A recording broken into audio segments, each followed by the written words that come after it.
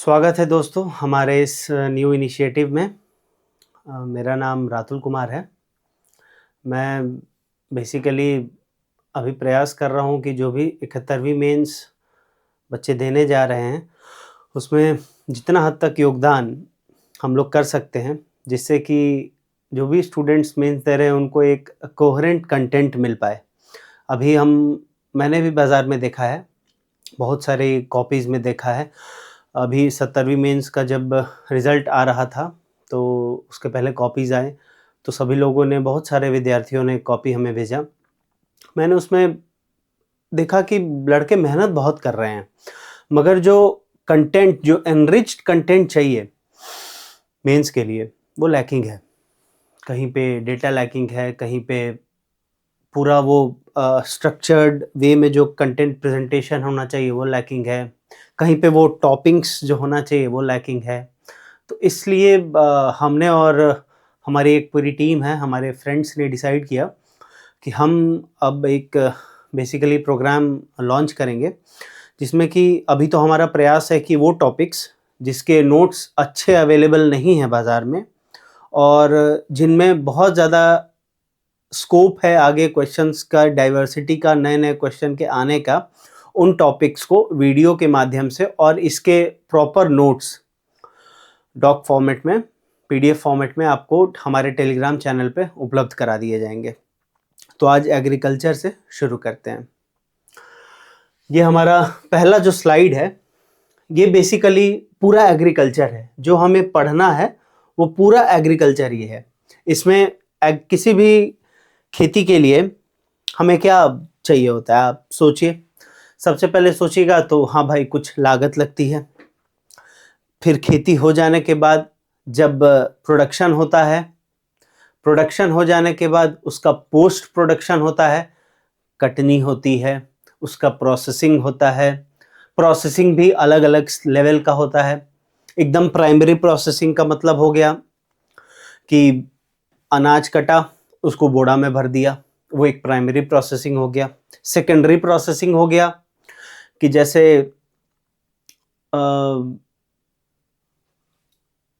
Raw fishes, जैसे fish जो हमारे बाज़ार में ड्राइड फिश मिलती है, बस ड्राइड फिश पैकेट में बंद करके बाज़ार में मिल रहा है।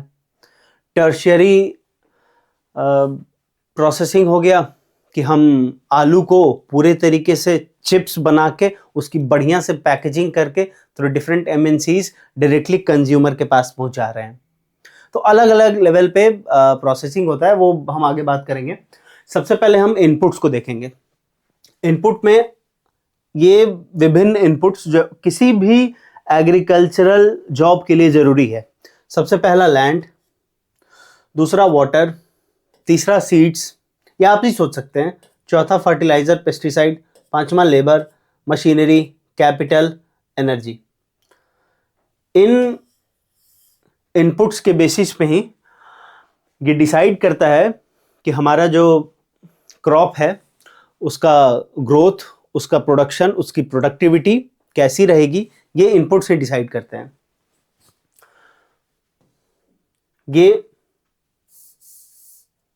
बेसिकली पूरे production system of Indian agriculture को ये एक्सप्लेन करता है। हमारे यहाँ सिर्फ अनाज की तो खेती होती नहीं है, तो ये क्रॉप्स हो गए। क्रॉप में आपका डिफरेंट टाइप्स ऑफ क्रॉप्स आ गया, कभी सीरियल हो गया, कुछ नॉन सीरियल क्रॉप्स होते हैं। फिर फिशरीज, फिशरीज में भी कोस्टल फिशरीज, इनलैंड फिशरीज।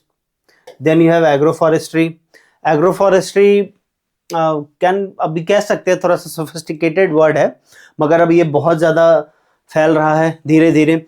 हम देख रहे हैं कि भारत सरकार और बिहार सरकार भी इस एग्रो फॉरेस्ट्री को बहुत प्रमोट कर रही है मनरेगा के थ्रू, और अलग अलग, सॉरी मनरेगा अब जी राम जी हो गया है, सॉरी, तो उसके थ्रू।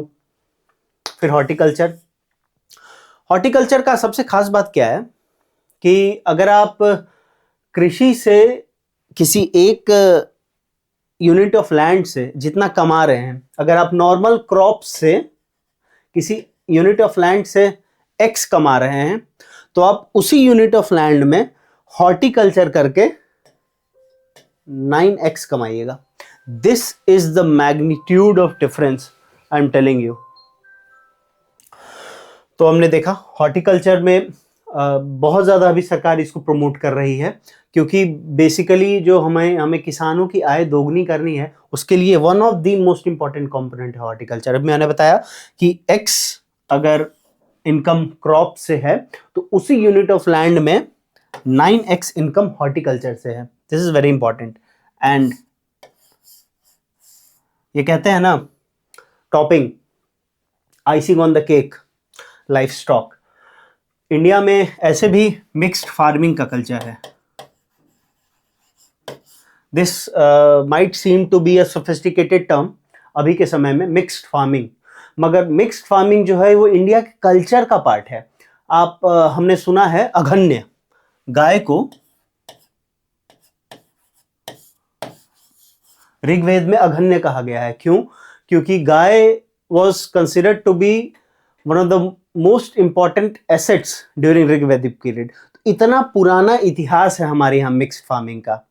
ये बस एग्जाम्पल मैं दे रहा हूँ कि जैसे जैसे फार्मिंग ग्रो हुई न्यूलिथिक एज के बाद, तो हमने हमेशा से 8000 साल पहले से हम लोग और ये लाइफ स्टॉक फार्मिंग प्लस खेती कर रहे हैं। So this is very important. अब ये हो गया प्रोडक्शन इन तरीके का प्रोडक्शन हम लोग कर सकते हैं। उसके बाद आता है post production. Now this is the place where we lag, खासकर India as a country and the most important part Bihar as a state, यहां पे सबसे ज्यादा हम लोग लैग करते हैं। एक छोटा सा मैं एग्जांपल देता हूं। टोटल आप लोग ने सबने सुना होगा अभी मखाना बोर्ड बना, ठीक है। मखाना की खेती सबसे ज्यादा कहाँ होती है? मैक्सिमम लोगों को, आप लोगों में से पता है, जो भी सीरियस बच्चे हैं, कि भाई 90% खेती बिहार में होती है। बिहार में भी एक क्षेत्र है मिथिलांचल, वहां पे 90% खेती होती है। तो सोचिए 90% खेती यहां हो रही है, ठीक है, लेकिन एक्सपोर्ट मात्र 14% एक्सपोर्ट बिहार से होता है मखाना का। और मखाना कोई हाइपर प्रोसेस्ड प्रोडक्ट नहीं है, कुछ नहीं है। मखाना निकाल के जो यहां बोरा में बिक रहा है, उसको बढ़िया से पैकेजिंग करके बस बेचना है। और उसमें थोड़ा सा और अगर सोफिस्टिकेशन देखेंगे तो रोस्टेड मखाना बिकता है। लेकिन दिस इज द डिफरेंस। सो यहां पे ये इंपॉर्टेंट है, पोस्ट प्रोडक्शन। और सरकार धीरे धीरे, हम लोग देख रहे हैं, स्टोरेज फैसिलिटीज, फूड पार्क्स, ऐसे ऐसे स्कीम्स ला रही है।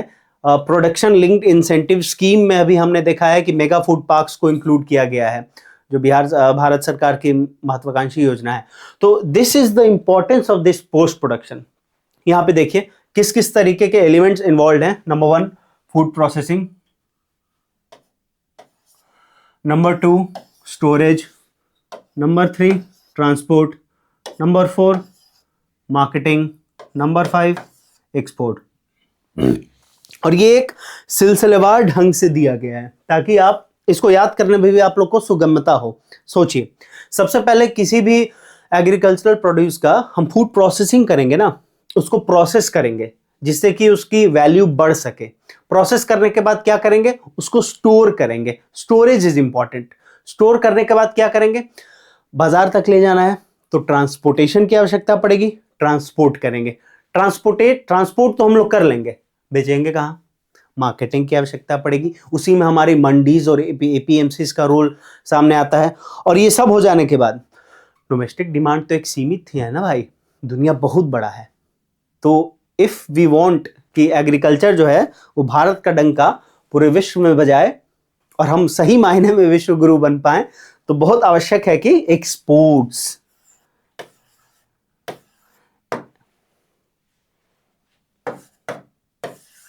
India can be the leader of this world. There was a time when Norman Borlaug, आपने नाम सुना होगा नॉर्मन बोरलो का, उन्होंने कहा था कि आप मुझे बिहार और यूपी का जो फर्टाइल प्लेन्स है वो मुझे दे दो, I can feed the entire world. You will not believe this, he said this, these where his words, he can feed the entire world with the fertile plains of Bihar and UP that we have right now, the so-called cow belt. Next.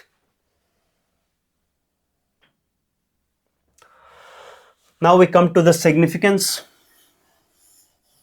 of agriculture.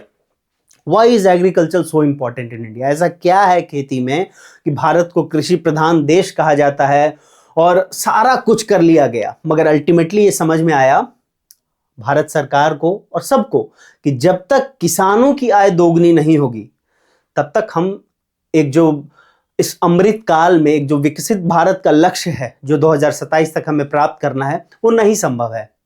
इसलिए आज हम भी देख लेते हैं कि भाई खेती क्यों इतनी आवश्यक है। इसका इकोनॉमिक सिग्निफिकेंस देखिए, 16 से 17% जीडीपी का खेती से होता है। And this is the most important fact, जो बेस है इंडस्ट्री का वो रॉ मटेरियल कहां से आ रहा है? खेती से आ रहा है। दूसरा, डेमोग्राफी, 45 से 46% लोग हिंदुस्तान में आज भी खेती पे निर्भर हैं और ये बहुत महत्वपूर्ण बात है, इसको इग्नोर नहीं किया जा सकता है। In terms of what we contribute to the GDP is one fact, एक बात वो हो गई, मगर इससे कितने लोगों का घर चलता है ये दूसरा और सबसे महत्वपूर्ण बात है, क्योंकि एक बात नहीं भूलना है, हम लोग वेलफेयर स्टेट हैं। थर्ड, सोशल, बहुत सारी पॉवर्टी एलिवेशन स्कीम्स चलती हैं, सब कुछ चल रहा है, मगर आप एक बात सोचिए ना, जहां पे 45% पॉपुलेशन इन्वॉल्व है, अगर उसी को हम लोग सुदृढ़ कर देंगे तो पॉवर्टी, आधा पॉवर्टी तो खत्म हो जाएगा ना हिंदुस्तान से। सोचने की बात है, जहां पे 50% लोग जो काम कर रहे हैं और उसी को आप सुदृढ़ बना दीजिएगा, उसको आप बेसिकली इकोनॉमिकल बना दीजिएगा, उसको आप प्रॉफिटेबल बना दीजिएगा, उसको एस्पायरिंग बना दीजिएगा, लोग वो करना चाहेंगे, जो कर रहे हैं वो उसमें खुश रहेंगे, उसमें ग्रो करेंगे। तो अगर हम खेती पे ध्यान देंगे तो पॉवर्टी तो ऐसे ही खत्म हो जाएगी। खैर, बड़े बड़े लोग ये सब कर रहे हैं, इसमें हम लोग को नहीं पढ़ना, हम लोग पढ़ना है। एनवायरमेंटल, क्लाइमेट चेंज, एक तरीके से कहा जाता है कि हम लोग एज ह्यूमंस, हम लोगों को सबसे ज्यादा ब्रंट झेलनी पड़ रही है क्लाइमेट चेंज का, मगर कृषि पे भी बहुत गुणात्मक प्रभाव पड़ रहा है क्लाइमेट चेंज का। So this is also one of the most significant factors of agriculture. And last but not the least, international, soft power. अभी कोविड के टाइम पे भारत ने बहुत मदद की बहुत सारे देशों की, जहाँ पे जो सो कॉल्ड वीट बेल्ट कहे जाते थे, उनको वीट हिंदुस्तान सप्लाई कर रहा था। तो मतलब वो जो आज के क्या बोले अंकल्स हैं, जो भी बोलते हो, मगर so this can add us to become the real soft power of this world. India has arrived, there is no doubt about that, और यह पूरा विश्व मान रहा है कि इंडिया हैज अराइव्ड। यही कारण है कि आज देख रहे हैं ट्रम्प साहब कितना, मतलब पता नहीं क्यों करते हैं, मगर कर रहे हैं। क्यों? क्योंकि उनको इंडिया से डर लग रहा है। कितना स्टेटमेंट वो चाइना के अगेंस्ट आजकल देते हैं, आप लोग मीडिया में पढ़ते हैं, पेपर पढ़ते हैं, मीडिया देखते हैं, नहीं देते हैं, बिकॉज इंडिया हैज अराइव्ड, और वो अब इस बात को समझ रहे हैं। एंड पॉलिटिकल टूल तो है ही कृषि, ये तो हम लोग सब जानते हैं। Next, and one more thing, आपको इन स्लाइड्स में कहीं पे कुछ डाउट हो तो आप लोग कमेंट सेक्शन में पिन कर दीजिएगा। आई ट्राई कि नेक्स्ट वीडियो जो हम कल शूट करेंगे उसमें मैं सबसे पहले उन डाउट्स को एड्रेस कर दूं, और ये एक प्रेजेंटेशन फॉर्म में मैंने बनाया है ताकि आपको बेहतर तरीके से ये चीज समझ में आए। पढ़ने के लिए, याद करने के लिए, ये सब का एक पीडीएफ फॉर्मेट में कंप्रेस करके मैं दूंगा, परेशान नहीं होना है। Next, the structural trap. Basically ये इंडिया के लिए लागू होता है और ये दिखाता है कि कैसे इंडियन इकोनॉमी जो है वो ग्रो नहीं कर पाई और कहाँ पे समस्या आया। आखिर इंडिया, चाइना दोनों में क्या समस्या है? दोनों पहले कृषि प्रधान ही देश था, मगर आज चाइना एग्रीकल्चर तो ग्रो किया सो किया, it is the economic super power, it is the power house of manufacturing. हम लोग कहाँ लैग कर गए? एक चीज बहुत इंपॉर्टेंट है, देखिए एग्रीकल्चरल रिफॉर्म्स अगर होता है, this is a virtuous cycle, this is a virtuous cycle.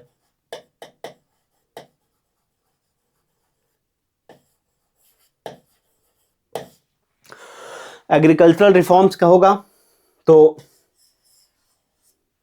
Better productivity होगा, बेटर प्रोडक्शन होगा, there will be bulk of raw materials available, cheap raw materials, तो मैन्युफैक्चरिंग बूम होगा, स्वाभाविक बात है। जब मैन्युफैक्चरिंग बूम होगा तो इंडिया और चाइना जैसे जो मतलब जिनका पॉपुलेशन थोड़ा ज़्यादा है, वहाँ पे डेमोग्राफिक क्राइसिस नहीं आएगी, लेबर जो है अब्जॉर्ब होगा, फार्म का जो लेबर है वो अब्जॉर्ब होगा प्रोडक्शन में, तो ये जो ट्रांजिशन होगा तो कभी भी क्राइसिस नहीं होगा। इंडिया में क्यों ये समस्या रह गई? इंडिया में आज भी 45% लोग खेती पे क्यों निर्भर है? क्योंकि ये ट्रांजिशन नहीं हो पाया। पहले किसी भी देश में खेती पे ही लोग अधिकतर लोग निर्भर थे, मैक्सिमम कंट्रीज का यही ग्रोथ स्टोरी है। मगर जैसे जैसे खेती ग्रो किया, खेती के ग्रोथ से मैन्युफैक्चरिंग ग्रो किया, जब मैन्युफैक्चरिंग ग्रो किया तो यहां पे जो बल्क लोग थे, इसमें से आधे से ज्यादा लोग शिफ्ट कर गए मैन्युफैक्चरिंग में, जैसा कि चाइना में हुआ। और फिर मैन्युफैक्चरिंग जब ग्रो किया, उसका फिर क्योंकि उसके बाद सर्विस सेक्टर ग्रो करेगा, और सर्विस सेक्टर कैसे ग्रो करेगा? सर्विस सेक्टर तभी ग्रो करेगा जब मैन्युफैक्चरिंग जो कमाई करके देगा, उसमें से जो पैसा निकलेगा, तभी तो आप सर्विस को कंज्यूम कीजिएगा। ये एक नॉर्मल ग्रेजुअल ट्रांजिशन है किसी भी इकोनॉमी का, डिजायरेबल ट्रांजिशन। इंडिया में क्या हुआ? कृषि उस तरीके से बूम नहीं कर पाया इंडिपेंडेंस के बाद, for whatever reasons, will see, धीरे धीरे देखेंगे हम लोग क्या क्या कारण रहे। Land reforms was one reason, land reform हुआ मगर उस स्तर पे नहीं हो पाया जैसे होना चाहिए था।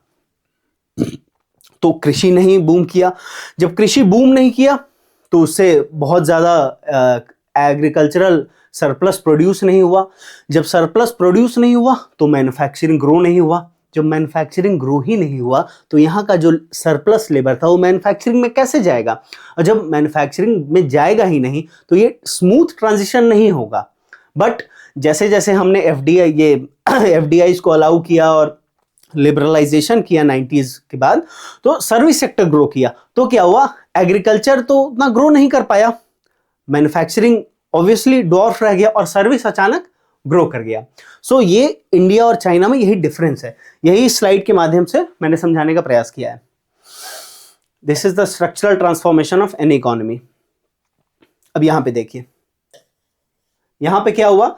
सर्विस सेक्टर बूम कर गया, लेबर अब्जॉर्ब ही नहीं होगा सर्विस में क्योंकि लेबर कम लगता है, सरप्लस लेबर ट्रैप रह जाएगा एग्रीकल्चर में। तो बेसिकली ये जो मैं समझा रहा हूं उस पर आप फोकस कीजिए, बाकी जो कंटेंट है सब इसमें लिखा हुआ है, कहीं नहीं जा रहा है, सब आपको मिलेगा। ट्रिकल डाउन थ्योरी आपने सुना होगा, मालानोबिस मॉडल का बेसिकली सबसे important key aspect trickle down theory ही था। So this has been negated in present times, क्योंकि इससे वो डिजायर्ड रिजल्ट शायद नहीं मिले जो और बेहतर मिल सकते थे। इसका solution, bottom up reforms. We have heard of NITI Aayog. NITI Aayog is the epitome of bottom up reforms. कुछ भी होगा तो नीचे से ऊपर आएगा, ऊपर से नीचे थोपा नहीं जाएगा। जब नीचे से ऊपर आएगा तो एक्चुअल जो डिमांड है वो ऊपर तक आएगी, सतह तक आएगी, उसी हिसाब से रिसोर्सेज नीचे तक जाएंगे। तो वो बॉटम अप जब रिफॉर्म्स होगा तो आई थिंक, और ये this has been proven through experts कि this is the right way to develop.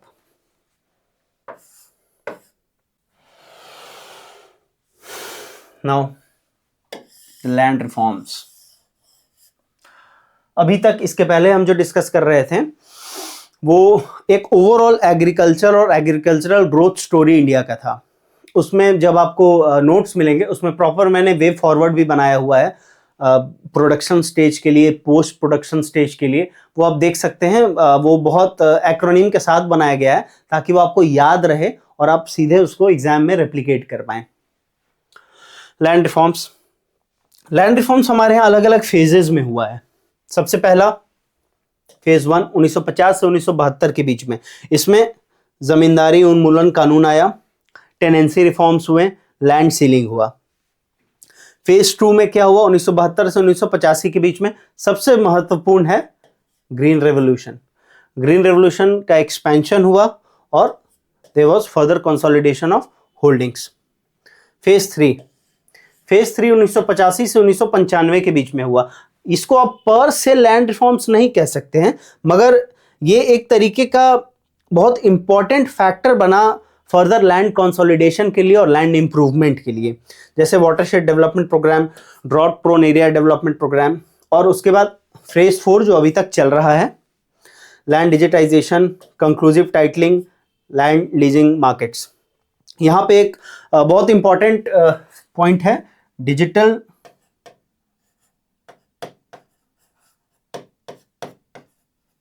Stack.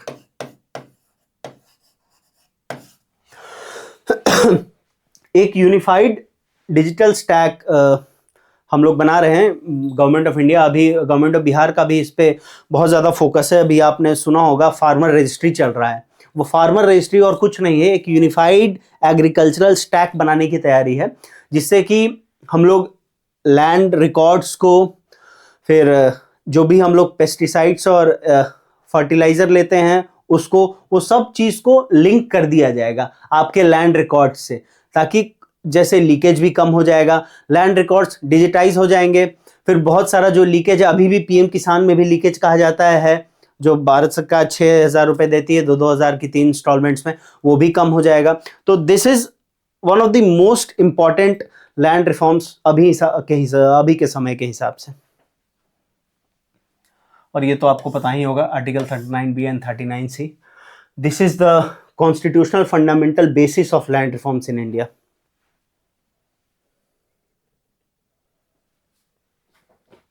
Now this is the balance sheet, the success or failure, whatever you can say, दोनों है। It was success also. Now अब हम लोग देखते हैं success और failure. किसी भी सिक्के के दो पहलू होते हैं, वैसे ही जो हमारे यहाँ लैंड रिफॉर्म्स हुए उसके भी पॉजिटिव एस्पेक्ट भी हैं और नेगेटिव एस्पेक्ट भी है। इसमें सबसे इंपॉर्टेंट फैक्टर क्या है? It was non violent. सबसे ज़रूरी है इस बात को समझना कि लैंड रिफॉर्म्स के लिए ही बहुत जगह वायलेंस हुआ, बहुत सारे देशों में वायलेंस हुआ, लेकिन हमारे यहाँ वायलेंस बिल्कुल नहीं हुआ। Land reform was majorly institutional and it was, you can say कि बहुत ऑर्गेनिक तरीके से करने का प्रयास किया गया। फेलियर क्यों हुआ? क्योंकि बहुत सारे बेनामी ट्रांजैक्शंस हुए। इसका अभी कुछ दिनों पहले आपने सुना होगा, बेनामी ट्रांजैक्शंस एक्ट आया है। इन्हीं तरीके के लूप होल्स को ठीक करना उसका इंटेंशन है। Then we have the legal conflict, the famous Shankari Prasad case, आपने सुना होगा। बेसिकली ये जमींदारी अबॉलिशन एक्ट को शेड्यूल 9 में डाल दिया गया था। शेड्यूल 9 का बेसिक मतलब ये है कि उसमें जो भी एक्ट्स हैं उसको चैलेंज नहीं किया जा सकता है in the courts of law. So this was the first legal battle with respect to land reforms, Shankari Prasad case. इसमें कहा गया कि पार्लियामेंट जो कर दिया सो कर दिया। उसके बाद आया गोलकनाथ केस। गोलकनाथ केस में इस चीज़ को टर्न करते हुए सुप्रीम कोर्ट कहती है कि फंडामेंटल राइट्स एट सुप्रीम। उसके बाद केशव नंदा भारती केस और उसके बाद 44वां संविधान संशोधन। ये बेसिकली आप लोग पॉलिटी में पढ़े भी होंगे और नहीं भी पढ़े हैं तो हम लोग सब बढ़िया से पढ़ाने वाले, टेंशन नहीं लेना है।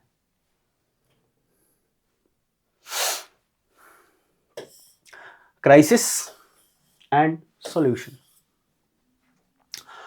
Now this is the most, I would say, draconian fact of Indian agriculture. 2002-3 में 80% लोग स्मॉल थे और आई वुड से मार्जिनल, हाँ स्मॉल थे, स्मॉल एंड मार्जिनल। 2012-13 में 85% रह गए और 2018-19 में ये 86% हो गए हैं। और अभी का लेटेस्ट सर्वे कहता है कि this small and marginal farmers is approaching 90%। ये बहुत इंपॉर्टेंट है समझने के लिए, क्योंकि यहीं पे जड़ है, हर समस्या की जड़ यही है। एग्रीकल्चरल रिफॉर्म्स नहीं हो पा रहे हैं, एग्रीकल्चरल मैकेनाइजेशन नहीं हो पा रहा है, इकोनॉमीज ऑफ स्केल नहीं अचीव कर पाते हैं हम लोग कृषि में। इस सब की जड़ जो है इसमें है। 90% सीमांत किसान है, छोटे और सीमांत किसान। तो ये एक बहुत बड़ी समस्या है। मीडियम देख सकते हैं, it is even becoming less, और लार्ज 0.5, 0.2, 0.1। ऊपर वाला दोनों घट रहा है, नीचे वाला बढ़ते जा रहा है। स्वाभाविक बात है, फ्रेगमेंटेशन हो रहा है।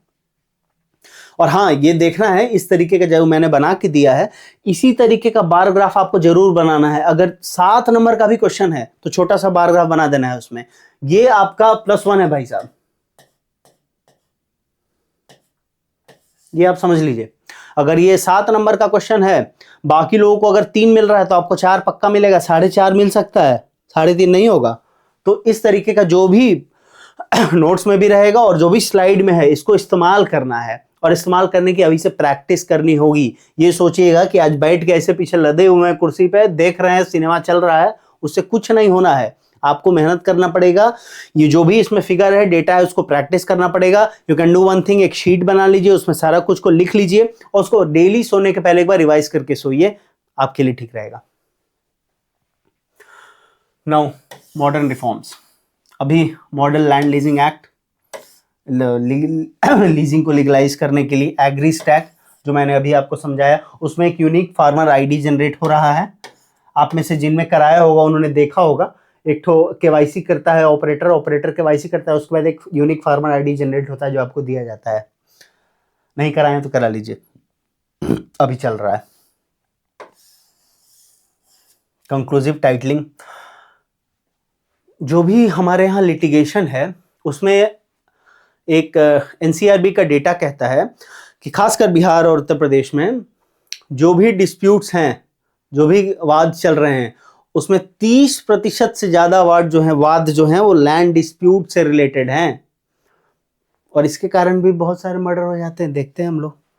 स्वामित्व स्कीम, बेसिकली इसे ड्रोन मैपिंग हम लोग करने वाले हैं, ड्रोन से, और फिर उसका जो है सिंक्रोनाइज किया जाएगा लैंड रिकॉर्ड्स के साथ, ताकि सब कुछ ट्रांसपेरेंट रहे।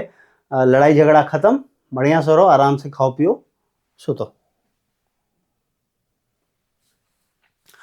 ये उतना इंपॉर्टेंट नहीं है, मगर मैं एक बात आपको समझा देता हूँ क्या एक ये फंडामेंटल क्राइसिस कैसे है। हमारे यहाँ मैनेजमेंट का क्राइसिस है। ये आज के लिए हमारा लास्ट स्लाइड रहेगा। इसके बाद का जो भी है वो मैं प्रयास करूंगा कि कल सुबह रिकॉर्ड करके और कल शाम तक इसको हम लोग आपके लिए चैनल पर डाल दें। नाउ बेसिकली ये एक टेक्निकल टर्म है, हाइड्रोसिजोफ्रेनिया, मगर इसमें आपको डरना नहीं है, बहुत ज़्यादा फोबिया कुछ नहीं फैलाना है, ठीक है ना, समझने की चीज़ है। सरफेस वाटर जो है और ग्राउंड वाटर, सरफेस वाटर को CWC central water commission monitor करती है, उसके ऊपर जो भी इंप्रूवमेंट्स करने हैं वो करती है, वो रिकमेंडेशन देती है। और जो ग्राउंड वाटर है उसमें central ground water central ground water board monitor करता है। तो ये दोनों अलग अलग बॉडीज हैं, सेम चीज को मॉनिटर करना है, क्योंकि दोनों सरफेस वाटर और ग्राउंड वाटर इंटरलिंक्ड हैं। इसलिए एक ये साइलोज में नहीं चलेगा, अलग अलग कंपार्टमेंट्स में हम लोग मॉनिटरिंग करेंगे, नहीं काम चलेगा। इसलिए क्या आवश्यकता है, एक इंटीग्रेटेड अप्रोच की आवश्यकता है, जो कि मिहिर शाह कमेटी ने दिया था। इट रिकमेंडेड कि एक नेशनल वाटर कमीशन बना दीजिए, जो कि हाइड्रोलॉजिकल साइकिल को एक यूनिट की तरह कंसीडर करेगा। वही पानी रेन वाटर आ रहा है ना, वही सरफेस वाटर बन रहा है, वही फिर रिचार्ज कर रहा है अंडरग्राउंड वेल्स को। तो इसलिए अलग अलग साइलोज में अगर अप्रोच रहेगा हमारा, तो कभी भी बेटर मैनेजमेंट नहीं हो पाएगा। So this is the solution of given by Mihir Shah committee. इसको भी मेंशन करना है, कहीं भी पानी से संबंधित कुछ आ गया क्वेश्चन में, उसमें मिहिर शाह लिख देना है। कुछ ना कुछ तो होगा ही। अब पूरा रिपोर्ट तो हम लोग नहीं पढ़ सकते ना, आप लोग नहीं पढ़ सकते हैं। समझ सकते हैं, मतलब मैं चीट करने के लिए नहीं कह रहा हूं, मगर ये एक this is you can say smart work. कहीं भी पानी से संबंधित कुछ आएगा, मिहिर शाह कमेटी उसमें लिख देना है, 1 नंबर एक्स्ट्रा पक्का है भाई। So will continue tomorrow. Thank you.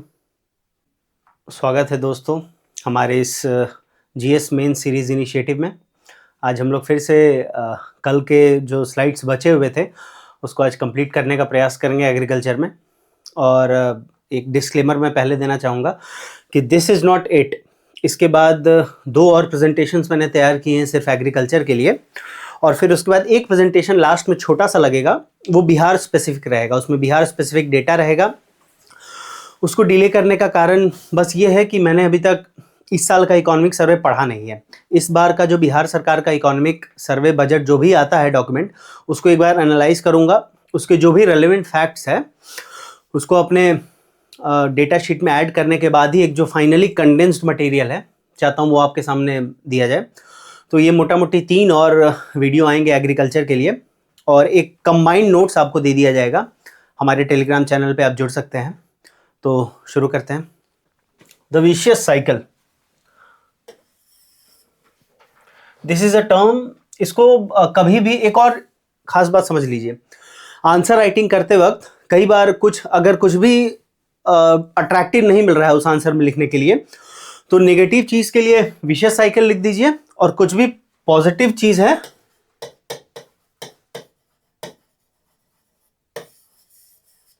Intro और कंक्लूजन में जब कुछ और काम नहीं आएगा तो ये काम आता है, इसको ध्यान रखना है। नाउ ये एक साइकिल मैंने बनाया है कि किस तरीके से हम लोग अंडरग्राउंड वाटर को ओवर एक्सप्लॉइट कर रहे हैं, जिसके कारण विभिन्न प्रकार की समस्याएं आ रही हैं। जिसमें सबसे पहला आता है हमारा जो सब्सिडी हम लोग पानी और बिजली पे देते हैं इरिगेशन पे, उसके कारण क्या होता है, देयर इज इनडिस्क्रिमिनेट पंपिंग। लोग बिना सोचे समझे ज़रूरत से ज़्यादा पानी निकालते हैं। कई बार वो फसलों के लिए भी नुकसानदेह होता है, और पानी वेस्टेज तो होता ही होता है। ग्राउंड इनडिस्क्रिमिनेट पंपिंग होगा तो ग्राउंड वाटर ओवर एक्सप्लॉइटेशन होगा, ग्राउंड वाटर ओवर एक्सप्लॉइटेशन होगा, साथ में वाटर इंटेंसिव क्रॉप जो है वो ड्राई एरियाज में लगाए जाएंगे। उसका एक सबसे बड़ा एग्जांपल है शुगर केन इन मराठवाड़ा। यहाँ पे मैं एक आपको है तो ये एग्जांपल महाराष्ट्र का, बट रेलेवेंट है। ये जो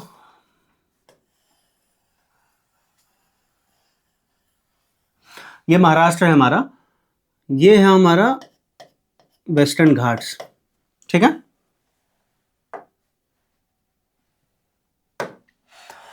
ये वाला जो एरिया है, चूंकि मॉनसून की जो भी विंड्स हैं वो ऐसी आती हैं, जब मॉनसून विंड्स ऐसे आते हैं तो यहाँ पे बारिश बहुत होती है, यहाँ पे बहुत स्कैंटी रेनफॉल होता है, जिसके कारण ये जो विदर्भ आपने सुना होगा न्यूज में भी, विदर्भ का जो रीजन है वहां पे बारिश कम होती है। बारिश कम होने के कारण, चूंकि पूरे महाराष्ट्र में शुगर केन बल्क लेवल पे कल्टीवेट किया जाता है, तो यहाँ पे भी जो किसान है वो यही उगाते हैं। चूंकि कैश क्रॉप है, ये अच्छे पैसे मिलते हैं इससे, तो चूंकि रेनफॉल कम है तो इनडिस्क्रिमिनेट पंपिंग होता है। उसके कारण फिर दिस प्रॉब्लम अराइजेस कि वाटर ओवर एक्सप्लॉइट होगा, ग्राउंड वाटर टेबल नीचे जाएगा, अल्टीमेटली ड्रॉट, और ड्रॉट से फिर फमाइन लाइक सिचुएशन क्रिएट होगा। आजकल एक टर्म न्यूज में बहुत चलता है, वर्चुअल वाटर एक्सपोर्ट। हम लोग पानी तो एक्सपोर्ट नहीं करेंगे ना, अब इंडिया से पानी नेपाल और चाइना नहीं जाएगा, नदी में आ रहा है वहीं तक है। पानी एक्सपोर्ट हम लोग नहीं करते हैं, पानी कोई इस तरह कमोडिटी नहीं है। लेकिन वाटर इंटेंसिव क्रॉप्स हम लोग बहुत लगाते हैं, जैसे धान हो गया, जैसे गन्ना हो गया, और इसका एक्सपोर्ट बहुतायत में होता है। चाहे वो स्कैंडिनेवियन कंट्रीज में जाता है, नॉर्डिक कंट्रीज में जाता है, यूएस में जाता है, चाइना तक में भी कुछ कुछ राइस के वैरायटी जाते हैं, जैसे बासमती राइस। तो उसके कारण क्या होता है कि जो नेट वाटर है वो हम लोग एक्सपोर्ट कर रहे हैं रादर देन इंपोर्टिंग। जितना भी हम लोग टोटल इंपोर्ट और एक्सपोर्ट करते हैं एग्री कमोडिटीज का, उसमें नेट वाटर एक्सपोर्ट होता है, क्योंकि वाटर इंटेंसिव क्रॉप्स का हमारे यहाँ एक्सपोर्ट ज्यादा है रिलेटेड टू इंपोर्ट। उसका एक एग्जांपल है राइस और शुगर केन। कलर बदल लेते हैं। They occupy 24% of cropped area, but they consume 60% of irrigated water. Important है यहाँ पे देखने के लिए, 24% एरिया में लगाया जाता है, मगर 60% इरिगेशन का यही दो क्रॉप्स इस्तेमाल करते हैं।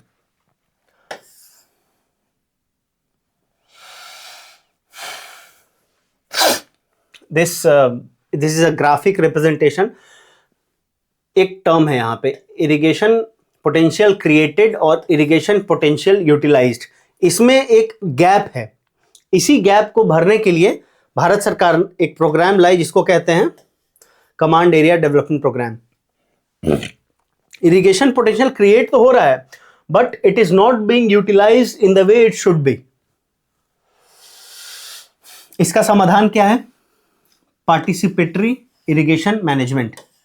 यहां पे क्या हो रहा है कि इसका कॉन्सेप्ट क्या है कि सरकार क्या कहती है कि मान लीजिए ये नाला है, सॉरी पार्डन माय लैंग्वेज, मान लीजिए ये सरकार इरिगेशन की व्यवस्था की थ्रू कैनाल, ठीक है। अब ये कैनाल में पानी का सप्लाई मेंटेन करना गवर्नमेंट का काम, बट इससे जो फीडर्स निकल रहे हैं उन फीडर्स की रिस्पॉन्सिबिलिटी हम दे दे वाटर यूजर एसोसिएशंस पे। उसका एक बढ़िया एग्जांपल है पानी पंचायत। जो कुछ भी मैं ऐसे बोलता हूं जिसमें लिखा हुआ नहीं है उसको आपको नोट कर लेना अपने नोट्स में, बाकी एक कॉम्प्रिहेंसिव नोट्स मैं जरूर दूंगा, उसमें सारा कुछ मेंशन होगा। अभी रिवीजन के लिए आप नोट कर लिया करिए। ये जो फीडर कैनाल्स हैं इनकी जो जिम्मेवारी होगी वो वाटर यूजर एसोसिएशन की होगी। वो एसोसिएशन क्या करेगा, वो एक कोऑपरेटिव तरह काम करेगा, फीस लेगा लोगों से जो इससे लिफ्ट इरिगेशन से पानी को इस्तेमाल करेंगे, और उस फीस से ये जो फीडर्स हैं इनको मेंटेन किया जाएगा। इससे दो फायदा होगा, एक कि कुछ पैसा लगेगा तो ओवर एक्सप्लॉयटेशन कम होगा, दूसरा एक कम्युनिटी ओनरशिप आएगी, एक सेंस ऑफ ओनरशिप आएगी, किसी को ये नहीं लगेगा कि ये फ्री का है, उसको लोग ओन करेंगे, और तीसरा चूंकि थोड़ा सा फीस लिया जाएगा तो वो मेंटेनेंस में उसके फायदा होगा।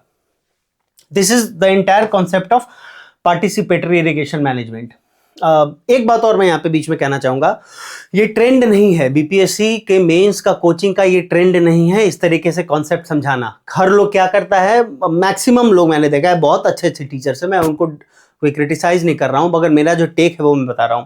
कॉन्सेप्ट को समझाते नहीं है, और जिसके कारण क्या होता है, वो रटा रटाया आंसर सब लोग अब नहीं लिख सकता है। अब पेपर पूरी तरीके से बदल चुका है, तो आपको कॉन्सेप्ट समझे रहेंगे तो आप वहां पे बेटर आंसर को इंप्रोवाइज कर पाएंगे। 40% पेपर अब आ रहा है जो आपको वहां पे इंप्रोवाइज करना है, वहीं पे बैठ के सोचना है, वहीं पे लिखना है।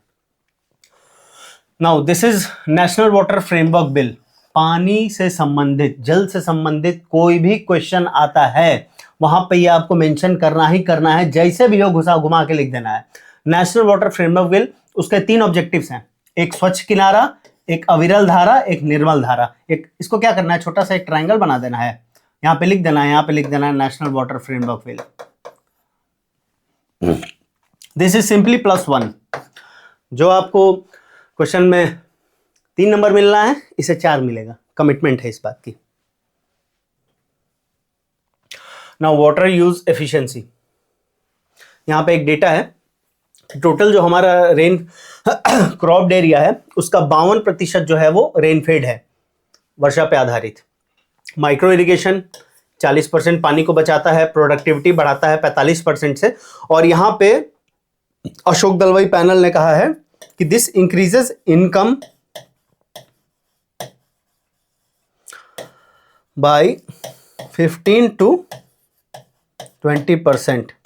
वेरी इंपॉर्टेंट फैक्ट कि सिर्फ पानी नहीं बचेगा और प्रोडक्टिविटी नहीं बढ़ेगा, income will also increase by 15 to 20%। This is very important. ये कुछ मतलब इंडिया से एग्जांपल्स है, बुंगरू गुजरात, मिशन काकतिया, ये बेसिकली ये क्या है, तो ये तेलंगाना का, मगर इतना फेमस है कि इसको हर लोग लिखता है, इसको आपको जरूर लिखना है।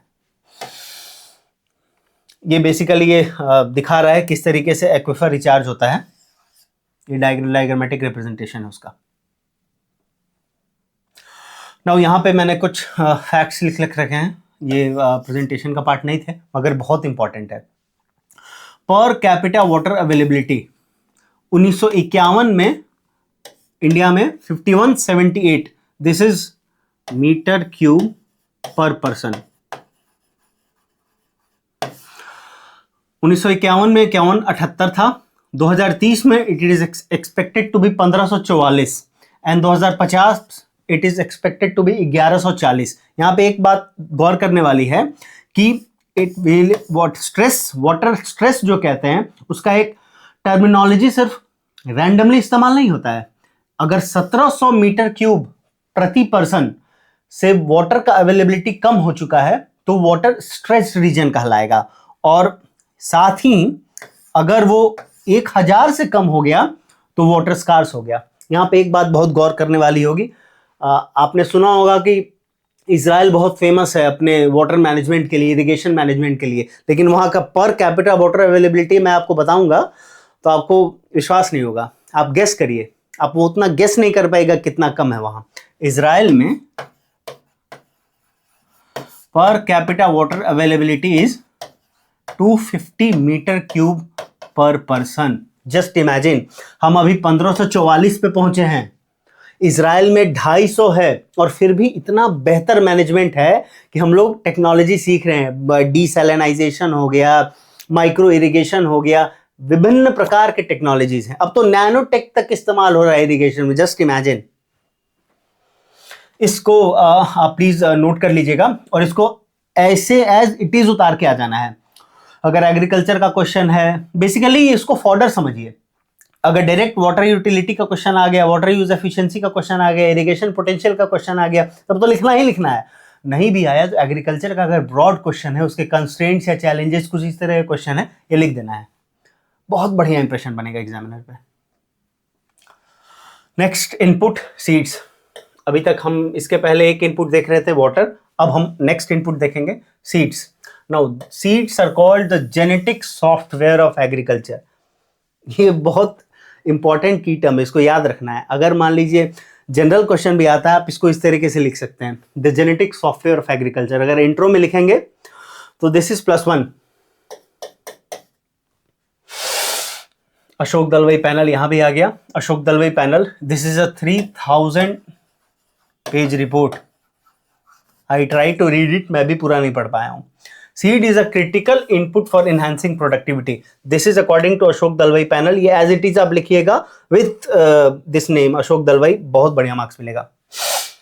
इसका एक सप्लाई चेन है सीड्स का। सबसे पहले ब्रीडर सीड्स रिसर्च जहां पे होता है, फिर उससे फाउंडेशन सीड्स निकलते हैं, फिर सर्टिफाइड सीड्स बनते हैं, फिर फार्मर्स बनते हैं। यूजुअली सीड्स पे डायरेक्ट क्वेश्चन नहीं आएगा, आएगा भी तो 7 नंबर में आएगा, लेकिन इसको आप इस्तेमाल कर सकते हैं आंसर राइटिंग के लिए, और एग्रीकल्चर के क्वेश्चन में बहुत अच्छे से इस्तेमाल हो जाता है। एक जो सबसे बड़ा इशू है लो सीड रिप्लेसमेंट रेट। फार्मर्स जो हैं 60 to 65% सर्टिफाइड सीड्स पे मतलब फार्म सेव्ड सीड्स पे रिलाई करते हैं, और 30 से 35% ही बस सर्टिफाइड सीड्स पे। यहाँ पे एक टर्म है सीड रिप्लेसमेंट रेट, इसको समझने की जरूरत है।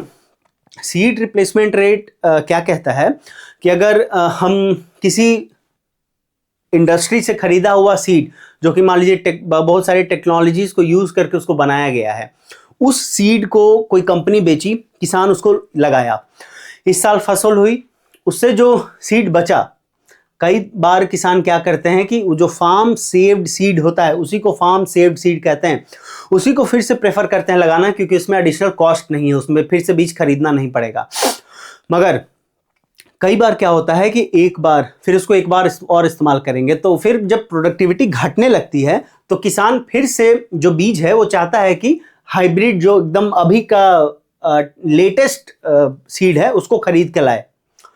तो उसको ही सीड रिप्लेसमेंट रेट कहते हैं, कि कितने साइकिल के बाद किसान फिर से सीड्स को खरीदता है rather than using the farm saved seed. This is very important. ये एक छोटा क्वेश्चन आ सकता है, क्योंकि इसका जिक्र इकोनॉमिक सर्वे में भी था बिहार के। ये बेसिकली कुछ सॉल्यूशंस लिखे गए हैं। क्लाइमेट स्मार्ट एग्रीकल्चर, इससे ड्रॉट भी प्रिवेंट हो सकता है। सैलिनिटी टॉलरेंट हम लोग बीज बना सकते हैं, जिससे कि जहाँ पे हाईली सलाइन सॉइल है, आपने सुना होगा पंजाब और हरियाणा में अब सॉइल की सैलिनिटी बढ़ रही है, क्योंकि बहुत बहुत ओवर इरिगेटेड एरिया है वो सब। तो वहाँ पे हम अगर क्लाइमेट स्मार्ट सीड्स का प्रयोग करते हैं, then will be able to again regain the productivity. जैसे धीरे धीरे अब प्रोडक्टिविटी प्लेट्यू हो रहा है, पहले तो प्रोडक्टिविटी खूब बढ़ा, लेकिन अब धीरे धीरे प्लेट्यू हो रहा है ग्रीन रेवोल्यूशन के बाद। मगर इस प्लेट्यू को इन क्लाइमेट स्मार्ट सीड्स के थ्रू हम तोड़ सकते हैं, और we can regain the productivity back. Biofortified seeds, malnutrition को हम लोग एड्रेस कर सकते हैं। आपने सुना होगा कि biofortified vitamin A colonel's, rice colonel's मिलाए जाते हैं, और वो फिर अब मिड डे मील में भी इस्तेमाल होता है, इससे कि हम जो हिडन हंगर है, हंगर सिर्फ वो नहीं है जो आपका पेट भर रहा है, हिडन हंगर, जिससे कि माइक्रो न्यूट्रिएंट्स की डिफिशियंसी है, प्रोटीन की डिफिशियंसी है, मैक्रोन्यूट्रिएंट्स की डिफिशियंसी है, उनको भी मीट करने के लिए बायोफोर्टिफिकेशन का इस्तेमाल हो रहा है। आप दूध भी खरीदेंगे अगर मदर डेयरी का, उस पर लिखा रहता है बायोफोर्टिफाइड। सीड विलेज कॉन्सेप्ट, ये बेसिकली डिसेंट्रलाइज करने का प्रयास है, विकेंद्रीकरण करने का प्रयास है सीड के बाजार का, ताकि किसानों को कम से कम मूल्यों पर क्वालिटी सीड्स उपलब्ध हो पाए।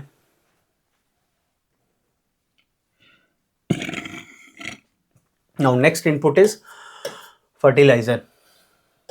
अब ये सब जरूरी नहीं है कि अकेले क्वेश्चन आएगा अलग से, मगर इन फॉर्डर्स का इस्तेमाल करके बहुत अच्छा आंसर लिखा जा सकता है, इसलिए मैं पढ़ा रहा हूं। एनपीके रेशियो ये स्क्यूड है, हम सब जानते हैं, कहीं पे 7:2.8:1 है, मगर आइडियल क्या है 4:2:1, मगर अभी चल क्या रहा है 7:2.8:1। इसका सबसे बड़ा कारण है सब्सिडी डिस्टॉर्शन। जो यूरिया है वो पोटैश से चीप है, जिसके कारण यूरिया का इस्तेमाल किसान ज्यादा करते हैं। ओवर यूज ऑफ नाइट्रोजन, इसका कॉन्सिक्वेंस देख लीजिए क्या क्या है। फिजिकल बर्डन तो होता ही है, हम लोग जानते हैं fertiliser subsidy is one of the biggest subsidy burdens of the government of India. Eutrophication, क्योंकि वही पानी फिर जाके लार्जर वाटर बॉडी में मिलता है, वहाँ पे फिर एल्गीज का ग्रोथ बढ़ जाता है, जिसके कारण जो एक्वेटिक लाइफ है वहाँ पे ऑक्सीजन की कमी होती है और वो पूरा एक तरीके से समझ लीजिए वो डेड जोन बन जाता है। Then you have blue baby syndrome.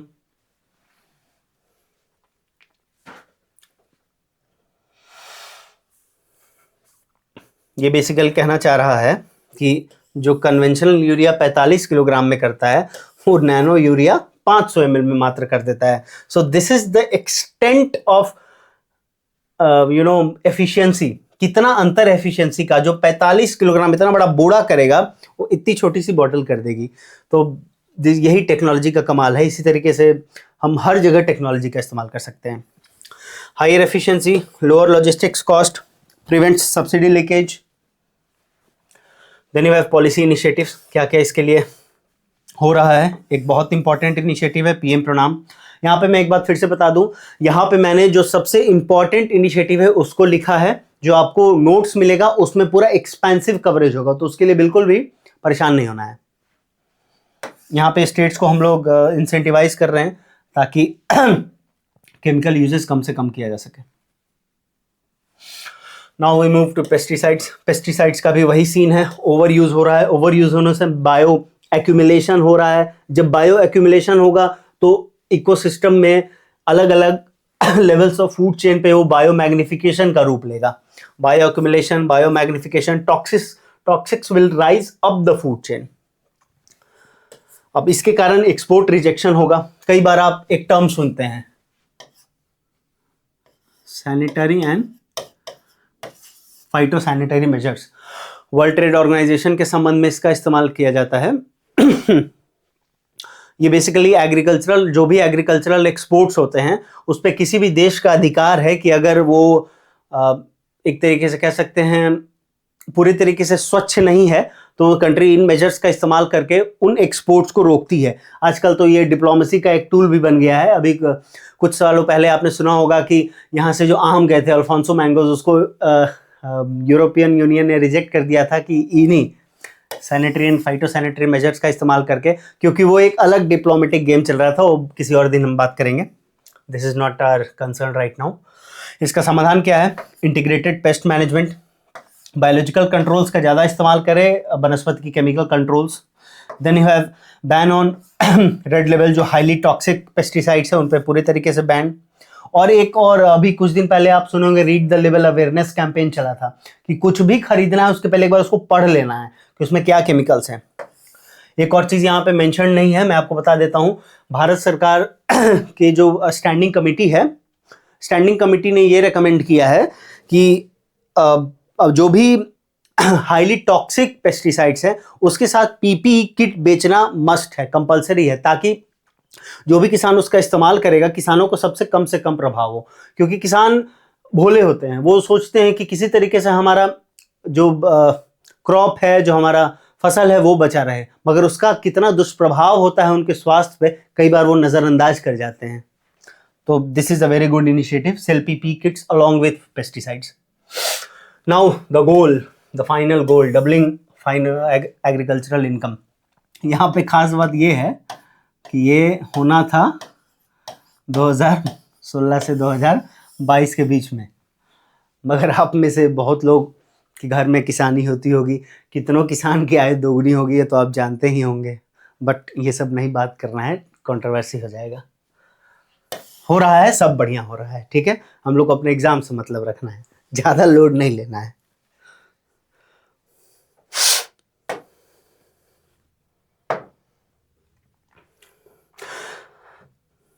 ये भी बेसिकली एक स्ट्रक्चर्ड वे में मैंने बनाने का प्रयास किया था, किस तरीके से जैसे हम लोग शुरू से पढ़ते आ रहे हैं, एग्रीकल्चर का कोई भी क्वेश्चन आएगा उसको दिमाग में रखना है, इनपुट, प्रोडक्शन, पोस्ट प्रोडक्शन, बस इसको दिमाग में रखिएगा। Each and every question of agriculture वहीं पे सॉल्व हो जाएगा, वहां पे उसके लिए आपको कुछ रटने का जरूरत नहीं। जितना मैंने फॉर्डर दे दिया है that is more than enough, इतना मटेरियल कहीं नहीं मिलेगा, गारंटी के साथ बता रहा हूं। पहला, प्रोडक्टिविटी कैसे बढ़ेगा, पर drop more crop famous. Input cost को घटाना है, बहुत सारे इनपुट्स को हमने पढ़ा है अभी। Crop intensity, diversification, high value crops पे अब जोर है, हॉर्टिकल्चरल क्रॉप्स पे जोर है। आगे आगे के प्रेजेंटेशन स्लाइड्स में बताऊंगा कि किस तरीके से नॉर्मल सीरियल क्रॉप में, हॉर्टिकल्चर में, फिर और बाकी कैश क्रॉप्स में जैसे शुगर केन हो गया, कॉटन हो गया, ये सब में पर एकड़ कितना प्रॉफिट है, तो आपको समझ में आएगा कि कितना मैग्नीट्यूड ऑफ डिफरेंस है कैश क्रॉप और horticultural crops as compare to cereal crops.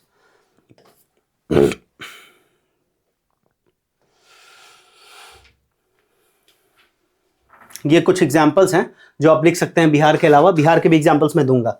Hiware Bazar Maharashtra, community water budgeting Sikkim first organic state, custom hiring centres Andhra Pradesh में, जीरो बजट नेचुरल फार्मिंग हो रही है। जीरो बजट नेचुरल फार्मिंग का सेंस है कि कुछ भी हम खेत में बाहर से इस्तेमाल नहीं करेंगे, it will all come from the field, and this is custom hiring centres. ये आगे भी आएगा, मगर यहाँ पे मैं आपको एक बात बता देता हूँ कस्टम हायरिंग सेंटर क्या है कि हमारे यहाँ 85% से ज़्यादा जो ज़्यादा किसान हैं वो स्मॉल एंड मार्जिनल फार्मर्स हैं, सीमांत किसान हैं, तो उनके पास उतना पैसा नहीं है कि उतने छोटे खेती के लिए वो बेसिकली उतना इन्वेस्ट करें टेक्नोलॉजी में।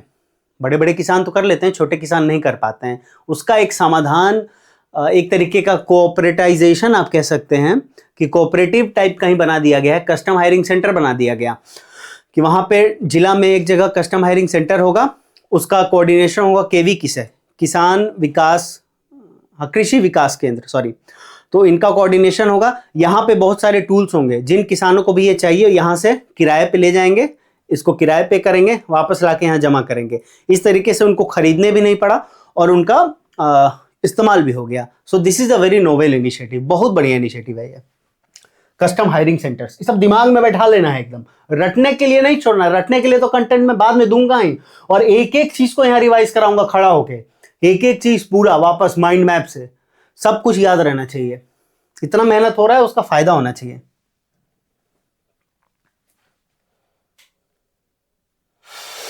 This is the conclusion the Economist का, India has the ability to become food super power, green revolution. आगे की स्लाइड्स में बताऊं, अपकमिंग स्लाइड्स में ग्रीन रेवोल्यूशन और जो भी क्वेश्चंस अभी तक बीपीएससी में आए हैं, चाहे जो आने की संभावना है, उन सब को स्लाइड्स के माध्यम से कवर कर दिया जाएगा। और लास्ट में जो भी अभी तक क्वेश्चन आए उसको मैं यहीं पे स्लाइड के माध्यम से आपसे डिस्कस करूंगा कि ये सब का कंटेंट मैंने पढ़ा दिया है। सो थैंक यू, फिर मिलते हैं नेक्स्ट वीडियो में।